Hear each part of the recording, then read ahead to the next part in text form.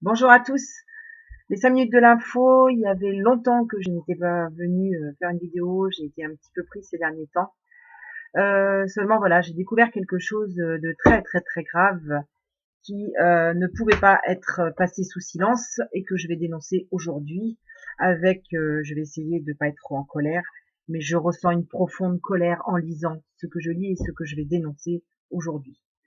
Alors il s'agit de la déclaration des droits sexuels. Oui, vous avez bien entendu la déclaration des droits sexuels.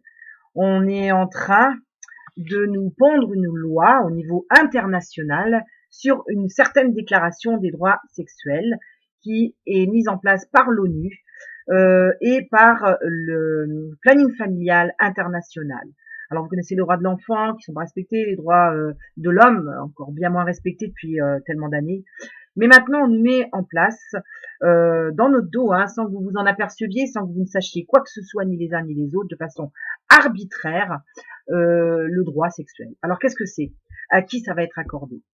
Alors, le droit sexuel sera, sachez-le déjà, inaliénable et indivisible. Ça veut donc dire que chaque personne aura le droit de faire ce qu'il veut de sa sexualité. Il en aura parfaitement le droit et vous ne pourrez rien dire.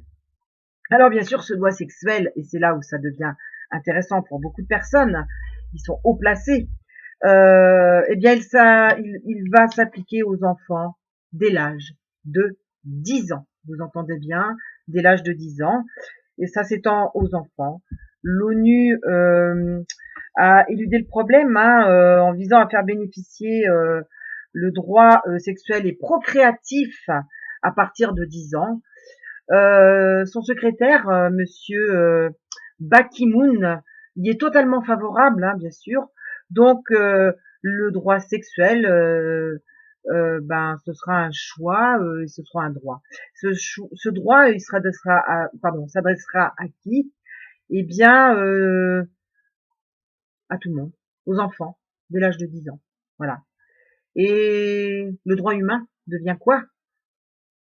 Eh bien, écoutez, là, il devient plus rien du tout, parce que celui qui primera, ce sera le droit sexuel et non le droit humain.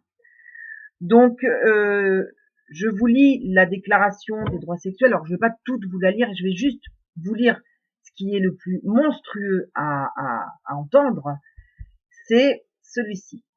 Page 15. Crime de trafic de l'être humain. Il s'agit de l'acquisition d'individus par des moyens illégaux tels que la force, la fraude ou la tromperie, ce dans le but de les exploiter. Bah oui. Donc si votre enfant est manipulé et qui dit que oui c'est ce qu'il veut, le droit sexuel s'appliquera pour lui et vous, parents, ne pourrez plus rien dire puisque le droit sexuel est inaliénable. Ensuite, vous avez page 15, la capacité évolutive. Alors là, tenez-vous bien, le terme se réfère spécifiquement à la capacité de l'enfant à pouvoir prendre seul ses décisions. C'est sûr qu'à 10 ans, un enfant est capable de prendre seul ses décisions en matière de droit sexuel. Il s'agit également de concepts selon lesquels la capacité de l'enfant à prendre des décisions évolue lors de son passage de la petite enfance à l'enfance. Vous avez bien entendu. Et enfin, page 10, toute personne a le droit d'accéder à la santé reproductive et à d'autres technologies médicales ou de les refuser, ce sans discrimination. Toute restriction à ce droit étant fondée sur l'âge ne doit pas transgresser les principes de non-discrimination et de capacité évolutive de l'enfant. Voilà, vous avez tous bien entendu. Ce projet, bien sûr, est soutenu par le gouvernement français, a été voté par le gouvernement français et surtout par Madame Najat Vallaud-Belkacem qui en est vraiment la gardienne et n'oublions pas Laurence Rossignol qui fait partie du petit lot.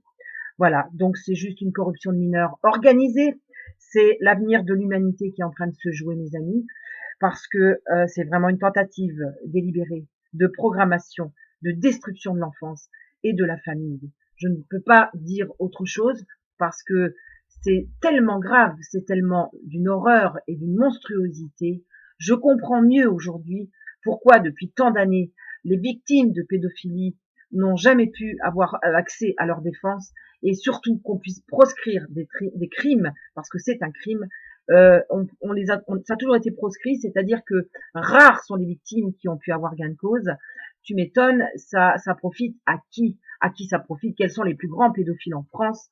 Quels sont les gens qui ont accès aux lois et qui permettent qu'un crime ne soit jamais puni? Puisque sachez quand même que les victimes de pédophilie, à 20 ans après leur majorité, n'ont plus le droit de parler. Alors, étant donné qu'ils sont totalement détruits de l'intérieur et qu'il leur faudra des années pour se reconstruire, vous imaginez bien que seulement 10% d'entre eux n'ont jamais réussi à déposer plainte pour avoir gain de cause et pour être reconnus en tant que victimes.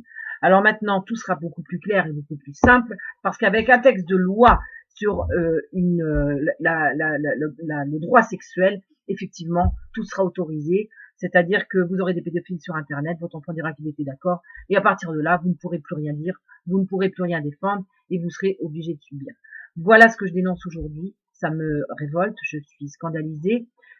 J'espère que vous allez faire tourner cette vidéo, parce que allez sur Internet, allez sur les sites, regardez la déclaration des droits sexuels en PDF, vous allez la trouver partout, lisez-la, partagez-la. C'est très grave ce qui est en train de se passer, parce que ça a été signé par la plupart des pays dans le monde, et c'est la destruction de l'humanité programmée.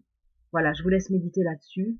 Je m'excuse pour le coup de colère, mais vraiment, vraiment, quand on nous parle du Burkini, quand on ose nous parler de certaines choses à la télévision, et qu'on oublie un droit aussi important que celui de la sexualité pour les enfants, qu'on est en train d'autoriser et qu'on est en train de jeter en pâture à tous ces malades pervers, oui, je m'insurge et je me dis, comment se fait-il qu'on n'ait jamais entendu parler de ce texte?